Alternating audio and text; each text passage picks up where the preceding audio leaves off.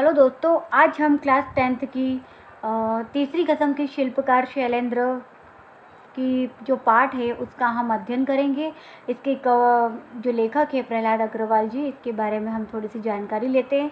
भारत की आज़ादी के साल मध्य प्रदेश के जबलपुर शहर में जन्मे प्रहलाद अग्रवाल ने हिंदी से एमए किया और फिर इनको जो था वो हिंदी फिल्मों के इतिहास और फिल्मी कारों के बारे में जानने का, वो जो जैसा अभिनय करते हैं उनके जानने का उनका बहुत शौक़ था। इन दिनों सतना के शासकीय स्नातकोत्तर विद्यालय में प्राध्यापन कर रहे प्रहलाद अग्रवाल फिल्म क्षेत्र से जुड़े हुए लोगों पर कई बातें लिख भी चुके थे और इनकी प्रमुख कृतियाँ जैसा कि अपनी बुक में लिखा है सातवां दशक, तानाशाह, सुपरस्टार, आधी हकीकत, आधा फसाना, ये सब है। तो बच्चों, जो ये लेसन है साल के किसी महीने का शायद ही कोई ऐसा शुक्रवार होता था जब कोई ये हिंदी फिल्म देख नहीं पाते। लेखक को फिल्में देखने का इतना शौक़ था और उनकी रुचि भी फिल्म जो अभिनय करता है उनके बारे में पूरी जानकारी लेने का था। कुछ को वह सिनेमा घर से बाहर निकलते ही भूल जाते थे, लेकिन जब कोई फिल्मकार किसी साहित्यिक कृति को पूरी लगन और ईमानदारी से पर्दे पर उतारता था तो ये उस फिल्मकार को एकदम अपने मन में समा के रखते थे और बल्कि लोगों का मनोरंजन करने के साथ उनको कोई बेहतर संदेश भी देने में कुछ पिक्चरें कामयाब रहती है। एक गीतकार के रूप में कई दशकों तक फिल्म क्षेत्र से जुड़े रहे कवि और गीतकार ने जब फणीश्वर नाथ रेणु की अमर कृति तीसरी कसम उर्फ मारे गए गुलफाम को सिने पर्दे पर उतारा तो वो मील का पत्थर सिद्ध हुई। तो हम तीसरी कसम को ही लेकर के ये पाठ बना है, उसके बारे में आज हम आगे पढ़ते हैं। तीसरी कसम के शिल्पकार शैलेंद्र। संगम की अद्भुत सफलता ने राज कपूर के मन गहन आत्मविश्वास भर दिया और उसमें एक साथ 4 फिल्मों के निर्माण की घोषणा की। मेरा नाम जोकर, अजंता में और मेरा दोस्त, सत्यम शिवम सुंदरम, ये सब पिक्चरें जो थी राज कपूर साहब ने इसमें अपनी अद्भुत भूमिका निभाई थी और संगम बहुत ही प्रसिद्ध हुई थी।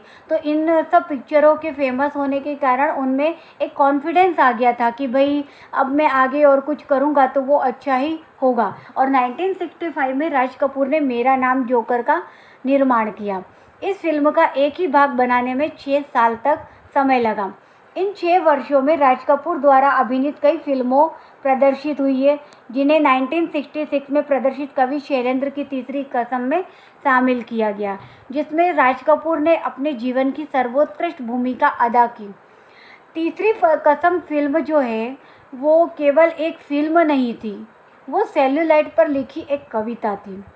तीसरी कसम शैलेंद्र के जीवन की पहली और अंतिम फिल्म थी। लोग फिल्में तो बहुत बनाते हैं, पर जो फिल्म का सही मायना, सही शिक्षा दे वही असली फिल्म रहती है। तीसरी कसम फिल्म एक ऐसी है जो लेखक की फर्स्ट और लास्ट फिल्म थी, पर ये ऐसी फिल्म थी जिन्हें राष्ट्रपति स्वर्ण पदक मिला है। शैलेंद्र ने राज कपूर की भावनाओं को शब्द दिए। जो शैलेंद्र था उसने राज कपूर की भावनाओं को शब्द दिए।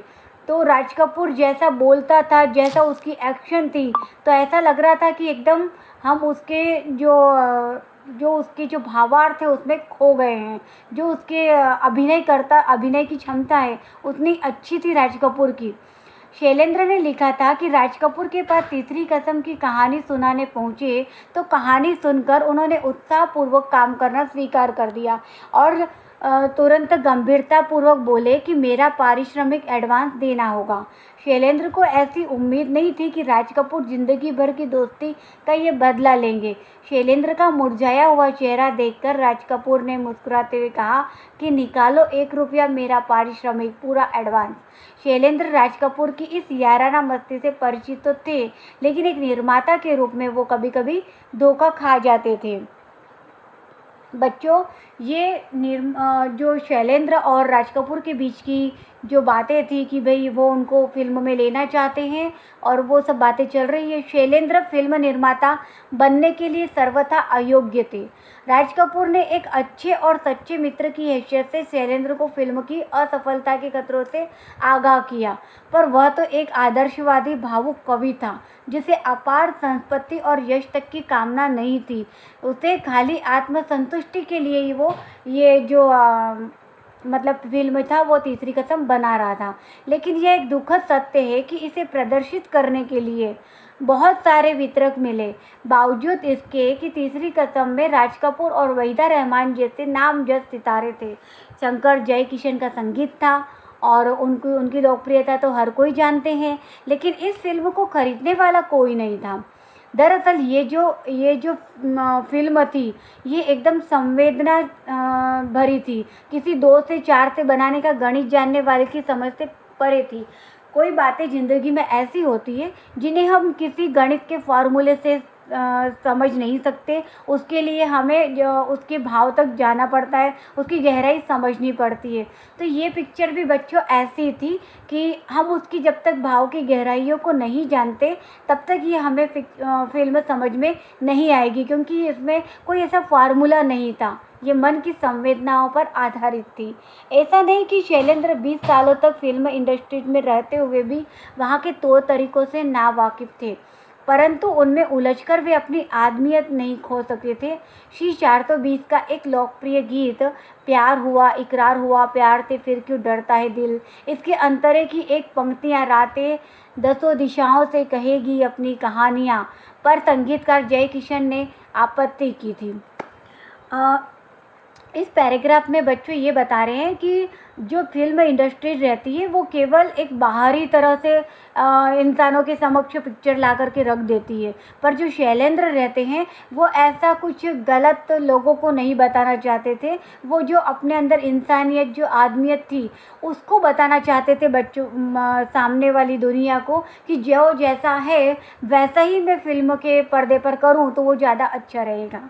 एक फिल्म का गीत था कि रातें दसों दिशाएं से कहेगी अपनी कहानियाँ, तो इसमें भी एक संगीतकार जय किशन ने कुछ ऑब्जेक्शन उठाया था कि 4 दिशाएं तो समझ सकते हैं पर 10 दिशाएं कहाँ से।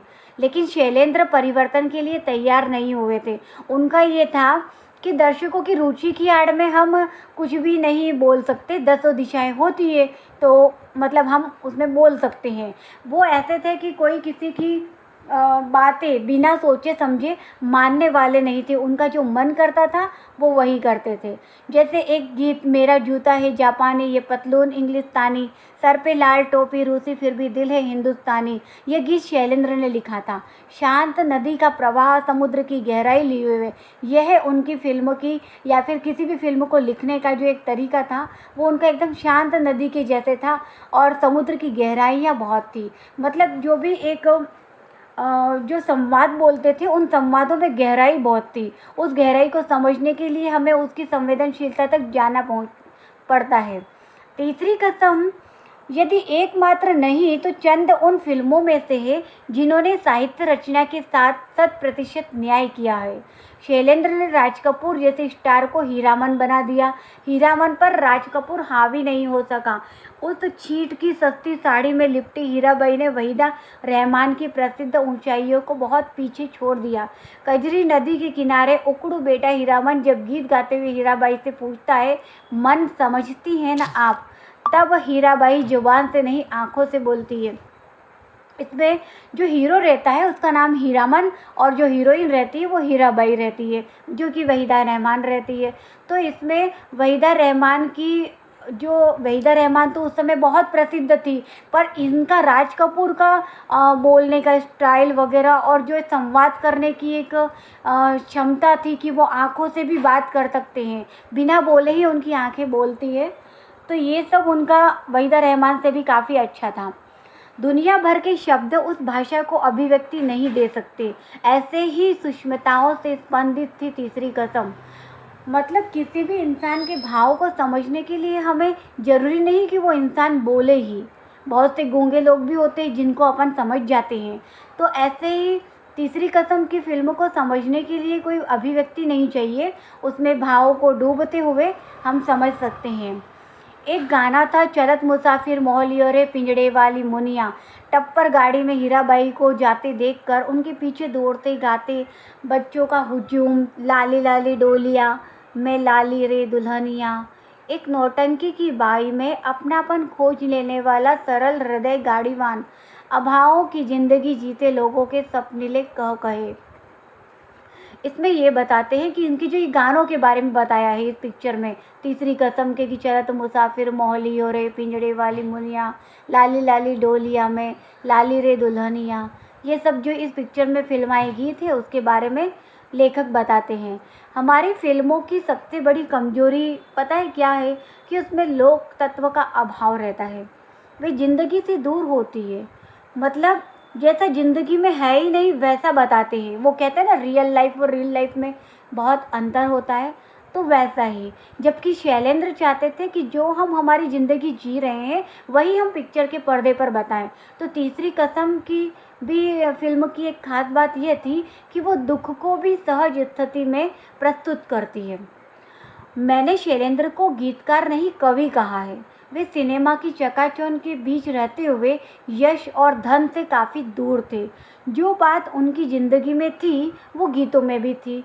मतलब हम ऐसा कहते हैं ना कि किसी के गीत को, हम किसी के गाने को सुनते हैं तो ऐसा लगता है कि हम उस गाने में खो जाए, या फिर कोई वायलिन गिटार बजा रहा है तो हम उसमें खो जाते थे। तो ऐसे ही शैलेंद्र की पिक्चरों में भी ऐसा ही था कि वो जो भी डायलॉग वगैरह लिखते, जो भी पिक्चर बनाते, तो वो पूरी मतलब उसके अकॉर्डिंग ही रहती थी, तो हम उसमें खो जाते थे। व्यथा आदमी को पराजित नहीं करती, उसे आगे बढ़ने का संदेश देती है। तो शैलेंद्र की पिक्चरों में भी ऐसा ही था कि कोई भी दुख आए तो वो इंसान उसको दुख से हार नहीं पाता, बाकी उस दुख को आगे बढ़ने का वो संदेश देती है। शैलेंद्र ने तीसरी कसम को अपनी भाव प्रवणता का सर्वश्रेष्ठ तथा तथ्य प्रदान किया। मुकेश की आवाज़ में शैलेंद्र का यह गीत अद्वितीय बन गया। सजनवा बैरी हो गए हमार चिट्ठियाँ तो हर कोई बाचे भाग न बाचे कोई। जो ये गाना था शैलेंद्र का लिखा हुआ, वो उसको मुकेश जी ने अपनी आवाज़ में बनाया था। तो ये गाना बहुत ही फेमस हुआ, हर किसी को ये गाना उस समय बहुत अच्छा लगा। अभिनय के दृष्टिकोण से तीसरी कसम राज कपूर की ज़िंदगी की सबसे हसीन फिल्म थी। राज कपूर, जिन्हें समक्षक, कला, मर्मज्ञ, आंखों से बात करने वाला कलाकार मानते हैं, जो ये तीसरी कसम में शैलेंद्र ने लिखी थी, राज कपूर ने बनाई थी। पर राज कपूर की ये पिक्चर जो थी वो बहुत ही मतलब उनको एक अच्छा कलाकार साबित हुए उसमें। तीसरी कसम में ये बहुत मासूमियत से उन्होंने किरदार निभाया। अभिनेता राज कपूर जितनी ताकत के साथ तीसरी कसम में मौजूद रहते, उतना जागते रहो में भी थे और उनका काम उनका सराहा भी गया था। हीरामन के साथ उनका जो मतलब ऐसा बोलते हैं ना कि हम जब तक उसके किरदार में पूरा ढल नहीं पाते तो वो किरदार जीवित नहीं हो पाता किसी पिक्चर में। तो इसमें भी जो राज कपूर थे वो पूरे के पूरे हीरामन में एकाकार हो गए थे। मतलब वो भूल जाते थे कभी कभी कि मैं राज कपूर हूँ और मैं हीरामन हूँ। वो भी उनको डिफरेंस करना मुश्किल पड़ता था रियल लाइफ में। वो हीरामन को अपने अंदर इतना उन्होंने डाल दिया था। तो गाड़ीवान जो सिर्फ दिल की जुबान समझता है, दिमाग की नहीं। इसमें हीरामन एक गाड़ीवान था तो वो केवल दिल की बात समझता था। तीसरी कसम राज कपूर के अभिनय जीवन का एक मुकाम है। जब वह एशिया के सबसे बड़े शोमैन के रूप में स्थापित हो चुके थे, उनका अपना व्यक्तित्व एक किंवदंती बन गया था।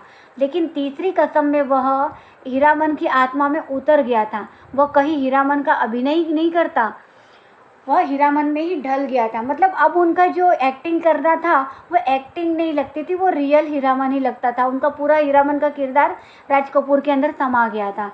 हीराबाई की फैनो गिलासी बोली पर रिझता हुआ, उसकी मनुआ नटुआ जैसी भोली सूरत पर न्योछावर होता हुआ हीराबाई की तनिक सी उपेक्षा पर अपने व्यक्तित्व से, अस्तित्व से जूझता हुआ सच्चा हीरामन बन गया था। मतलब इसमें हीरामन और हीराबाई के प्रेम को बताया गया है कि जब हीराबाई की कोई भी उपेक्षा करता था थोड़ा सा भी, तो वो अपने भोले मन से और किसी को भी ऐसा, मतलब हीराबाई को आहत नहीं हो ऐसा काम करता था। वो उसका बिल्कुल भी उपेक्षा सहन नहीं कर सकता था। तो दोस्तों, तीसरी कसम की पटकथा मूल कहानी के लेखक फणीश्वर नाथ रेणु ने स्वयं तैयार की थी। कहानी का रेशा रेशा, उसकी छोटी छोटी बारीकियां फिल्म में पूरी तरह उतर आई थी। तो इसमें जो राज कपूर के बारे में हमने बात करी, वो राज कपूर एक ऐसे मतलब फिल्म अदाकार है, यदि आप उनको देखेंगे पर्दे पर तो उनकी आंखें एक अजीब तरह से है। आगे के क्वेश्चन आंसर में यही मिलेगा कि उनकी आंखें ही सब बोल देती है, उनको अभिनय करने की ज़रूरत ही नहीं मिलती है। राज कपूर बहुत उस ज़माने के फेमस अदाकार थे। तो साथियों, ये हमने तीसरी कसम के शिल्पकार शैलेंद्र का पूरा पाठ पढ़ लिया है। तो धन्यवाद।